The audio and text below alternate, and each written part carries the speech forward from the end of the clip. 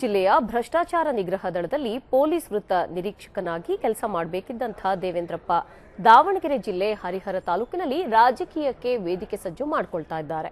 ಇಷ್ಟು ದಿನ ಪರೋಕ್ಷವಾಗಿ ಅಭಿಮಾನಿ ಬಳಗದ ಮೂಲಕ ಪ್ರಚಾರ ಮಾಡಿಸಿಕೊಳ್ತಿದ್ದ ದೇವೇಂದ್ರಪ್ಪ ಈಗ ವೃತ್ತಿಗೂ ರಾಜೀನಾಮೆ ನೀಡದೆ ಅವರೇ ನೇರವಾಗಿ ಕಣಕ್ಕಿಳಿದಿದ್ದಾರೆ. ನಿನ್ನೆ ಹರಿಹರ ತಾಲೂಕಿನ ಕುಣಿಬೆಳಕೆರೆ ಗ್ರಾಮಕ್ಕೆ ಮಾಜಿ ಸಚಿವ ಗಾಲಿ ಜನಾರ್ದನ ರೆಡ್ಡಿ ಅವರನ್ನ ಕರೆಸಿ ರೋಡ್ ಶೋ ಮಾಡುವ ಮೂಲಕ ಚುನಾವಣೆಗೆ ನಾನು ಸಿದ್ಧ ಅನ್ನೋದನ್ನ ಸಾರಿ ಕೂಡ ಹೇಳಿದ್ದಾರೆ.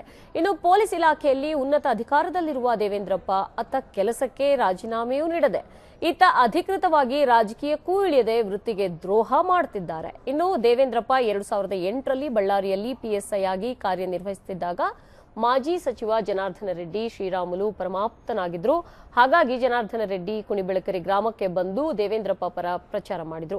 ದೇವೇಂದ್ರಪ್ಪ ಅಧಿಕಾರದಲ್ಲಿ ಇದ್ಕೊಂಡೇ ಈ ರೀತಿ ರಾಜಕೀಯ ಮಾಡ್ತಿರೋದಕ್ಕೆ ಸಾರ್ವಜನಿಕ ಟೀಕೆಗೆ ಗುರಿಯಾಗಿದ್ದಾರೆ.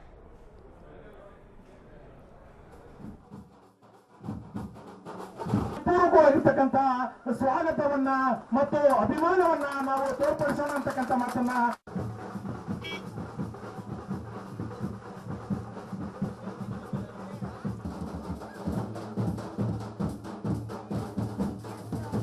ಜಿಲ್ಲೆಯ ಭ್ರಷ್ಟಾಚಾರ ನಿಗ್ರಹ ದಳದಲ್ಲಿ ಪೊಲೀಸ್ ವೃತ್ತ ನಿರೀಕ್ಷಕನಾಗಿ ಕೆಲಸ ಮಾಡಬೇಕಿದ್ದಂತಹ ದೇವೇಂದ್ರಪ್ಪನವರು ದಾವಣಗೆರೆ ಜಿಲ್ಲೆ ಹರಿಹರ ತಾಲೂಕಿನಲ್ಲಿ ರಾಜಕೀಯಕ್ಕೆ ವೇದಿಕೆ ಸಜ್ಜು ಮಾಡಿಕೊಳ್ತಾ ಇದ್ದಾರೆ. ಒಂದು ಜವಾಬ್ದಾರಿಯುತ ಪೊಲೀಸ್ ಅಧಿಕಾರಿ ಆಗಿರುವಂತಹ ಅವರು ರಾಜಕೀಯ ಪ್ರಚಾರ ಮಾಡ್ತಾ ಇರೋದು ಎಷ್ಟರ ಮಟ್ಟಿಗೆ ಸರಿ ಅನ್ನುವಂಥ ಒಂದು ಪ್ರಶ್ನೆ ಸಾರ್ವಜನಿಕ ವಲಯದಲ್ಲಿ ಕೇಳಿ ಬರ್ತಾ ಇದೆ.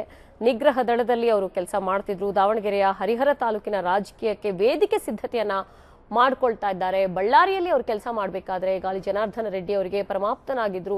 ಈ ಒಂದು ನಿಕಟ ಸಂಬಂಧ ಬಹುಶಃ ಇವರು ರಾಜಕೀಯ ಪ್ರಚಾರ ಮಾಡಬೇಕಾದ್ರೆ ಗಾಲಿ ಜನಾರ್ದನ ರೆಡ್ಡಿ ಅವರು ಕೂಡ ಅವರಿಗೆ ಸಾಥ್ ನೀಡ್ತಾ ಇರುವಂತಹ ದೃಶ್ಯ ನೀವು ದೃಶ್ಯಾವಳಿಯಲ್ಲಿ ನೋಡ್ತಾ ಇದ್ದೀರಿ.